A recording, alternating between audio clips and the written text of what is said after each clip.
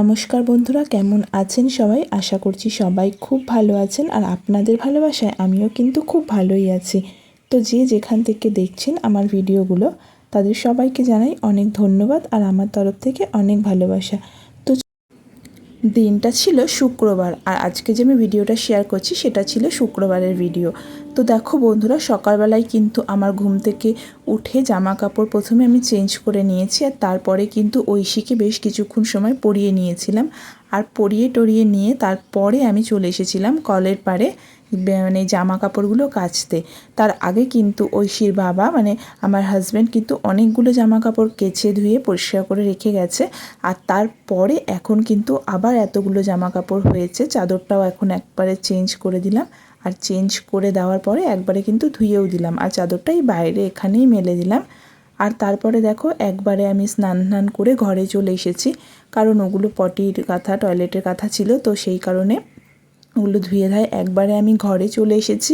আর ঘরে চলে আসার পরে একবারে মাথায় শ্যাম্পু করে নিয়েছিলাম আজকে। তারপরে একটু সিঁদুর টিঁদুর পরে নিয়েছি, আর যেহেতু চুল ছেড়ে সিঁদুর পরতে নেই, তো সেই কারণে চুলটা কোনো রকম আটকে সিঁদুর টিপটা পরে তারপর আবার চুলটা ছাড়িয়ে নিয়েছিলাম। চুলটা ছাড়িয়ে নিয়ে তারপরে কিন্তু আমি চলে গিয়েছিলাম নিচে। আর এখন তো আমার প্রচণ্ড পরিমাণে চুল উঠছে, গত ভিডিওতেও আমি বলেছিলাম। তো তোমাদের কারো কাছে যদি কোনো সলিউশন থাকলে অবশ্যই কিন্তু আমায় তোমরা জানিও যে এই চুল ওঠা কী করে বন্ধ হবে। তোমরা প্লিজ আমাকে একটু কমেন্টে জানিও, কারণ আমার প্রচণ্ড পরিমাণে চুল উঠছে। আর চুল উঠছে মানে কি, যখনই চুল আঁচড়াচ্ছি পুরো সারা ঘরে ভর্তি হয়ে যাচ্ছে, ব্যালকনিতে আঁচড়ালে ব্যালকনি ভর্তি হয়ে যাচ্ছে, যেখানেই আমি চুল আঁচড়াচ্ছি না কেন সেখানেই ভর্তি হয়ে যাচ্ছে। দেখো কৌটোটা পুরো ভরে গেছে, আমার সত্যি খুব কষ্ট হচ্ছে। চুলটা আমাদের মেয়েদের খুব শখের জিনিস, তাই না? তো এরকম যদি রেগুলার চুল উঠে যায় তাহলে খারাপ লাগে না বলো তো? আর তারপরে চলে এলাম রান্নাঘরে। তো দেখো রান্নাঘরে আজকে নিয়ে আসা হয়েছে চিকেন। আর চিকেনটা কিন্তু অল্প করেই আনা হয়েছে, বেশি পরিমাণে আনা হয়নি।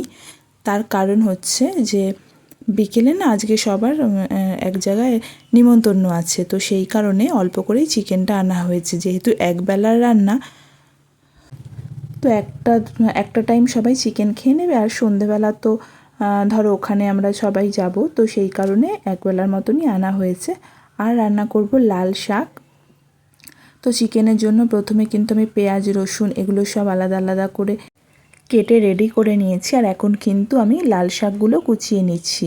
আর এই যে লাল শাকগুলো কিন্তু আজকে সকালেই একদম আনা হয়েছে, আর একদম এগুলো কিন্তু ফ্রেশ আর তাজা। তো শাশুড়ি মাকে বললাম যে তুমি তো বসে আছো, তাহলে তুমি এগুলো একটু করে দাও, মানে বেছে বুছে দাও, আমি পরে গিয়ে রান্নাঘরে কুচিয়ে নেব। তো সেই মতো শাশুড়ি মা কিন্তু আমার শাকগুলো কেটে মানে বেছে দিয়েছে, আর তারপরে আমি রান্নাঘরে এসে সব কেটে নিয়েছি। আর এখন চলে গেলাম হচ্ছে চিকেন আর শাকটা ধুতে। তো এগুলো না বাইরে থেকে গিয়ে ধুয়ে আনতে হবে, আর এগুলো যদি বেসিনে ধোয়া হয় প্রচণ্ড পরিমাণে গন্ধ হয়ে যায়, তো সেই কারণে একদম ভালো লাগে না। বেসিনটা পুরো একদম মানে বিচ্ছিরি টাইপের একটা গন্ধ ছাড়ে রান্নাঘরে, তো সেই কারণে একদম বাইরে থেকেই ধুয়ে আনলাম। আর এদিকে দেখো বসিয়েছি হচ্ছে কুলের ডাল। এই রকম ওয়েদারে কিন্তু কুলের ডাল খেতে খুব ভালো লাগে। আর এখন তো কুল হচ্ছে, আর এই যে কুলগুলো একদম পেকেও গেছে, তো একজন দিয়ে গেছে টোবা টোবা কুল, তো সেই কারণেই কুলে দিয়ে আজকে ডাল বানাচ্ছি। তো কুলের ডালটা কিন্তু খেতে আমার বেশ দারুণ লাগে। আর এখন দেখো কড়াই বসিয়ে দিয়েছি, এখানে মাংসর জন্য একটা মশলা রেডি করে নিচ্ছি। এই মশলায় ছিল কিছুটা পরিমাণ ধনে, কিছুটা পরিমাণ জিরে, কিছু পরিমাণে গোলমরিচ, আর ছিল লবঙ্গ, এলাচ, দারচিনি আর তেজপাতা, শুকনো লঙ্কা। এই কয়েকটা উপকরণ বেশ কিছুক্ষণ ধরে কড়াইতে টেলে নিয়েছি। যখন একটু ভাজা ভাজা হয়ে গেছে, একটু না মানে অনেকটাই যখন ভাজা ভাজা হয়ে গেছে, মানে যখন একটা সুন্দর স্মেল বেরিয়েছে, তখন কিন্তু আমি এটাকে নামিয়ে নিয়েছিলাম, আর নামিয়ে অন্য কড়াই বসিয়ে নিয়েছিলাম। পরে আমি এটাতে যখন ঠান্ডা হয়ে যাবে তখন আমি এটা মিক্সিতে মিক্স করে নেবো। মানে এটা কিন্তু আমি শুকনো মানে যেমন শুকনো করেছিলাম শুকনোই কিন্তু আমি এটা মিক্সারে মিক্স করে নেব যাতে গুঁড়ো হয়। এটা কিন্তু আমি জল দিয়ে পেস্ট করব না, কারণ এটা এখন আমি শুধু মাংসতে ইউজ করলেও এই মশলাটা কিন্তু আমি একটু বেশি পরিমাণে করেছি যাতে এটা থেকে যায়, আর পরেও কিন্তু এটা ব্যবহার করে যায়। আর তারপরে কিন্তু আমি আলুটা ভেজে নিলাম, আর আলুটা ভেজে নিয়ে সেই কড়াইটা আমি সরিয়ে দিলাম, দিয়ে অন্য কড়াই নিয়ে নিলাম, কড়াই চেঞ্জ করে অন্য কড়াই নিয়েছি। আর এখন এটাতে আমি করব লাল শাক। তো লাল শাক করার জন্য প্রথমে পরিমাণ মতো তেল দিয়ে দিয়েছি, আর তারপরে কালো জিরে আর লঙ্কা ফোড়ন দিয়ে দিয়েছি, আর তাতে বেশ কিছুটা পরিমাণে রসুন কুচি দিয়েছি। রসুন কুচি দিয়ে লাল শাক খাওয়ার টেস্ট কিন্তু একটা অন্যরকম। তোমরা যে যাই বলো, তোমাদের কার কেমন লাগে আমি বলতে পারবো না, কিন্তু আমার দারুণ লাগে। আর তোমরা যদি এইরকমভাবে না খাও তো তোমরা খেয়ে দেখতে পারো, বেশ ভালো লাগে। আর তারপরে কিন্তু পরিমাণ মতো নুন আর একটা কাঁচা লঙ্কা চিড়ে দিয়েছিলাম। আর লাস্টে যখন হয়ে এসেছিলো তার আগে কিন্তু আমি কিছুটা বাদাম এর মধ্যে অ্যাড করেছিলাম। বাদাম দিলে যে কোনো জিনিসের টেস্টটা কিন্তু একটু অন্য রকম লাগে, তাই আমি এর মধ্যে কিছুটা পরিমাণে বাদাম অ্যাড করে দিয়েছিলাম। আর বাদাম অ্যাড করে দেওয়ার পরে একটু যখন নাড়াচাড়া করেছি, তারপরে শাকটা দেখলাম হয়ে এসছে। আর হয়ে যাওয়ার পরে কিন্তু আমি আবার শাকটা নামিয়ে নিলাম, আবার বসিয়ে দিলাম সেই আগের কড়াই যেটাতে আমি আলু ভেজে নিয়েছিলাম। সেই কড়াইটাতেই কিন্তু আবার আমি তেল অ্যাড করলাম কিছুটা পরিমাণে, কারণ ওইটুকু তেলে তো আর মাংস হয় না, তার কারণে আমি একটু তেল অ্যাড করলাম। আর এর মধ্যে দিয়ে দিলাম জিরে, আবার দিয়ে দিলাম দুটো এলাচ ফেড়ে ভেতরের দানাগুলো দিয়ে দিলাম, আর তারপর তেজপাতা দিয়ে দিয়েছি। দিয়ে দেওয়ার পরে দিয়ে দিয়েছিলাম শুকনো লঙ্কা, দুটো শুকনো লঙ্কা দিয়ে দিয়েছিলাম। আর তারপরে দিয়েছিলাম এখানে পেঁয়াজ। চলো তোমাদের সঙ্গে একটা গল্প করি। যখন আমি এই রান্নাটা করছিলাম, যখন আমি এটাতে পেঁয়াজ দিতে গেছিলাম, তো আমার এক হাতে না ক্যামেরাটা কোনো রকম ধরা ছিল না, সরি, এক হাতে ক্যামেরাটা ধরা ছিল না, ক্যামেরাটা আমার স্ট্যান্ডে ছিল, কিন্তু ক্যামেরাটা আমি ঠিকঠাক করতে যখন গেছি, এই পেঁয়াজের একটা টুকরো যখন আমি তেলের মধ্যে দিই, তেলটা ছিটে আমার হাতে লেগে যায়। তো আমার হাতটা কিন্তু অনেকটা পরিমাণে ফোস্কা পড়ে গেছে। এই আর আগুনের ফোস্কা না খুব জ্বালা করে, কি বলবো, অনেকটাই হয়ে গেছে বাড়াবাড়ি। তো এখন তো কিছু করার নেই, যেহেতু ভিডিও করতে গিয়ে হয়ে গেছে, এটা কাউকে কিছু সে অর্থে বলতেও পারছি না। তো আবার আস্তে আস্তে এটা রিকভার হয়ে যাবে, সেটা নিয়ে চিন্তা করছি না, কারণ এরকম টুকিটাকি অনেকই হয়। তো আজকে এটা হয়েছে বলে আমি তোমাদের সঙ্গে শেয়ার করলাম। আর তারপরে দিয়ে দিয়েছিলাম টমেটো, আর টমেটো আর পেঁয়াজটা যখন একটু ভাজা ভাজা হয়ে গেছে, তারপরে কিন্তু আমি এর মধ্যে মাংসটা অ্যাড করেছিলাম। মাংসটা অ্যাড করার পরে একটু নাড়াচাড়া করে পরিমাণ মতো নুন আর হলুদ দিয়ে দিয়েছিলাম। পরিমাণ মতো নুন হলুদ দিয়ে তারপরে বেশ কিছুক্ষণ নাড়াচাড়া করলাম। আর এখানে আমি প্রথমে মশলা হিসেবে ইউজ করেছিলাম আদা, কাঁচা লঙ্কা আর রসুন এই তিনটে জিনিস একসঙ্গে বেটে আমি এর মধ্যে দিয়ে দিয়েছিলাম। আমি কিন্তু যে মশলাটা করেছি সেই মশলাটাই ইউজ করেছি, সেটা অল্প পরিমাণে দিয়ে দিয়েছি এর মধ্যে প্রথমে, পরে আমি এটা অ্যাড করব যখন কষানোটা যখন মাংসটা বেশ পরিমাণে কষা হয়ে যাবে, তখন আমি আবার অল্প পরিমাণে অ্যাড করব। এখন আমি কিছুটা অল্প পরিমাণে দিলাম, আর পরে আমি অল্প পরিমাণে অ্যাড করব। একসাথে যদি আমি পুরো মশলাটাই এখানে অ্যাড করে দিতাম, তাহলে কি হতো, আমি তো কষানো মাংস এখান থেকে তুলবো, তো সেখানে কিন্তু মশলার পরিমাণ অনেকটা বেশি হয়ে যেত। তার কারণে আমি এখানে প্রথমে অল্প পরিমাণে মশলা অ্যাড করে দিয়েছি, আর তারপরে কিন্তু বেশ ভালো করে ঢেকে কষিয়ে নিয়েছিলাম। আর যত আমি ঢেকে কষাই, তত মাংস থেকে তেল ছাড়তে থাকে। আর এই যে এই রকম পজিশানে এসে না মাংসটা খেতে কিন্তু দারুণ লাগে। আর এই চিকেন আমার ঝোল টোল অত ভালো লাগে না, তো চিকেন কষাটাই বেশি আমি পছন্দ করি। তো তার কারণে কি করি, আমি যতটা পারি ঢেকে কষিয়ে নেওয়ার চেষ্টা করি। তাতে কি হয়, তাতে কিন্তু বেশ সুন্দর নরম হয়। আর এখন দেখো আমি আমার চিকেনটা তুলে নিচ্ছি। অবশ্য শুধু এখানে আমার না, এখানে কিন্তু আমার মেয়েরও রয়েছে, ও এক পিস হয়তো টেস্ট করবে। আর আমি কিন্তু দুপুরের ভাতটা এটা দিয়েই খেয়ে নেব, কারণ আমার ওই ঝোলের মাংস অত পছন্দ হয় না, তো সেই কারণেই আমি এটা দিয়ে খেয়ে নেব। আর এখন দেখো আমি কিন্তু মাংস যখন আমি চিকেনটা তুলে নিয়েছি, তুলে নেওয়ার পরে কিন্তু আমি আবার মশলাটা অ্যাড করলাম। আর এখন দেখো আমি আলুগুলো দিচ্ছি।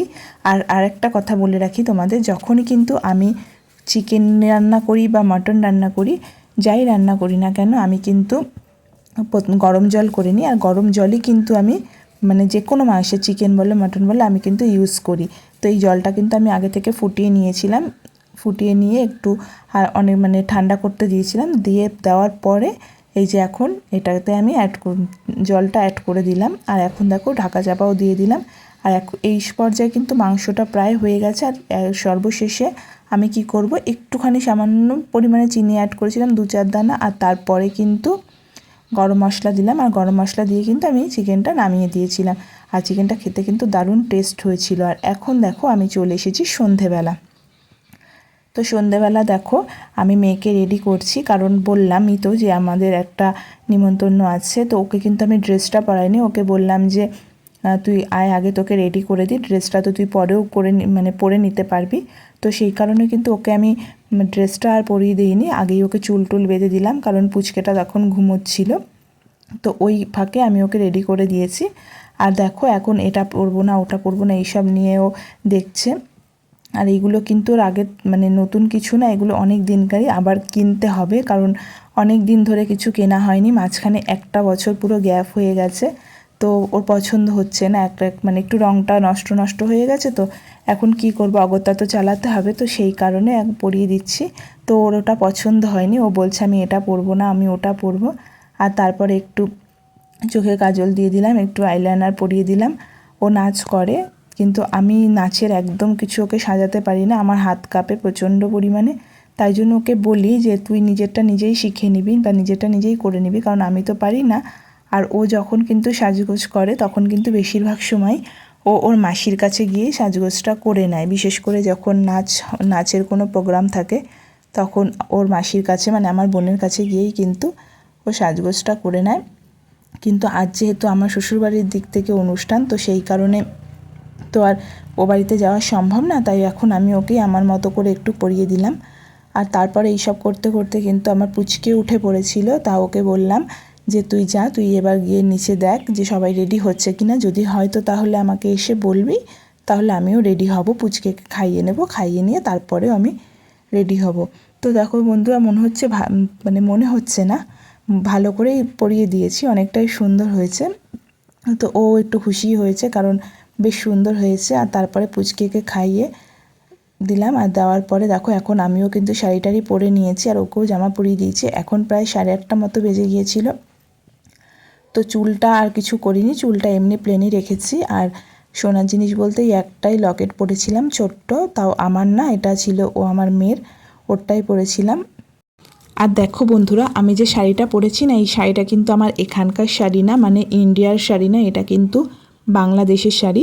ব্লাউজটা এখান থেকেই কিনেছিলাম, কিন্তু শাড়িটা আমার এক দিদি উপহার দিয়েছে, সেটা যখন আমি বাংলাদেশে গিয়েছিলাম করোনার ঠিক পরপরে, খুব সম্ভবত হয়তো 2021 সালে পুজোর সময় আমরা বাংলাদেশে গিয়েছিলাম, সপ্তমীর দিন গিয়েছিলাম, আর লক্ষ্মী পুজোর পরের দিন আমরা ফিরেছিলাম। তো তখন ওখানে গিয়েছিলাম আমাদের এক দিদির বাড়ি, দিদি বলতে আমার ননদকে বোঝাচ্ছি আমি, কিন্তু সম্পর্কে আমার দিদি হলেও কি হবে, সে কিন্তু আমার থেকে বয়সে অনেক বড়, অনেক বলতে আমার মার বয়সী হবে হয়তো। তো সে ছিল আমার শাশুড়ি মায়ের দিদির মেয়ে, তো সম্পর্কে তো আমার ননদই হয়। তো সেই দিদি আমাকে কিন্তু এই শাড়িটা গিফট করেছে, আর শাড়িটা আমি এইটা নিয়ে সেকেন্ড টাইম বা থার্ড টাইম পরছি। এর আগে আমি একবার দুবার পরেছিলাম, আমার ভাইয়ের বিয়েতে পরেছিলাম, এটুকুনি আমার মনে আছে। আর বেশি কিছু সাজলাম না, দেখো একটা ছোট্ট গলায় জাস্ট দুটো হার পরেছি, আর চুলটা বেঁধে নিয়েছি, আর একটু লিপস্টিক দিয়েছি, এর থেকে বেশি আর কিছু সাজিনি। আর তারপরে কিন্তু এই সময়টা কিন্তু নিচে টোটোও চলে এসেছিলো, তো নিচ থেকে সবাই তাড়া দিচ্ছিলো যে তাড়াতাড়ি করো তাড়াতাড়ি করো। আর এরপরে আমরা টোটো করে কিন্তু চলে গিয়েছিলাম সেই অনুষ্ঠান বাড়ি, সেখানে ছিল অন্নপ্রাশন। আমার অন্নপ্রাশনটা ছিল আমার জায়ের পিস্তত দাদার মেয়ে। তো এই যে এই বাচ্চা মেয়েটার ছিল অন্নপ্রাশন, তো ওর জন্য আমরা একটা ব্রেসলেট কিনেছিলাম। এখন তো খুব ইউনিক টাইপের যে ব্রেসলেটগুলো বেরিয়েছে, সেই ব্রেসলেট একটা নিয়ে নিয়েছিলাম, আর নিয়েছিলাম জামা। তো আমার শাশুড়ি মা ওকে পরানোর চেষ্টা করছিল, কিন্তু প্রচণ্ড ছটপটে বাচ্চা, যার জন্য পরাতে পারেনি বলে ওর মার হাতেই দিয়ে দিয়েছে, তো বলেছে যে পরিয়ে দিতে। তো সেই কারণে উনি পরিয়ে দিচ্ছিলেন আর কি। আর এদিকে কিন্তু আমার পুচকে দেখো একভাবে ওদের দিকে তাকিয়ে রয়েছে, তাকিয়ে তাকিয়ে দেখছে। আর আমার বড়টা ঐশী, ও কিন্তু পাশে বসে রয়েছে। আর অন্নপ্রাশনটা যেখানে ছিল সেখানে কিন্তু খুব সুন্দর করে সাজিয়েছে, বেলুনের গেট করেছিল, স্টলে ছিল ফুচকা, আর যে খাবার প্যান্ডেলটা ছিল না, খাবার প্যান্ডেলটাও খুব সুন্দর করেছিল, ওপরে কোনো প্যান্ডেল করেনি, চারিদিক দিয়ে ঘিরে দিয়েছে, আর ওপরটা পুরো লাইটিং করেছিল। তো যাই হোক, খুব সুন্দর করেছিল, আমার ভালো লেগেছে। আর এই যে এখানে কিন্তু সবাই নাচানাচি করছে, ওখানকার পাড়ার যে মেয়ে বউরা ছিল তারা নাচানাচি করছে। আর এই যে প্যান্ডেলটা ঠিক এরকম হয়েছে, পুরোটা একটু তোমাদের দেখানোর চেষ্টা করলাম। আর এখন আমরা বসে পড়েছি খেতে, দেখো প্লেটও দিয়ে দিয়েছে, আর সাথে ছিল নানপুরি আর চানা মশলা, আর ছিল আলুর বিরিয়ানি, আর ছিল চিকেন কষা, আর মিষ্টি চাটনি, এইসবই ছিল খাবারে। তো খাওয়া দাওয়া করলাম, আর রান্নাগুলো না সত্যি সত্যি বলতে রান্নাগুলো সত্যি খুব সুন্দর হয়েছিল, আমার তো ভীষণ পছন্দ হয়েছিল। আর এই যে আমার মেয়ে আর আমার হাজব্যান্ডকে দেখুন কতগুলো মিষ্টি দিয়েছে, আর ও বসে বসে খাচ্ছে।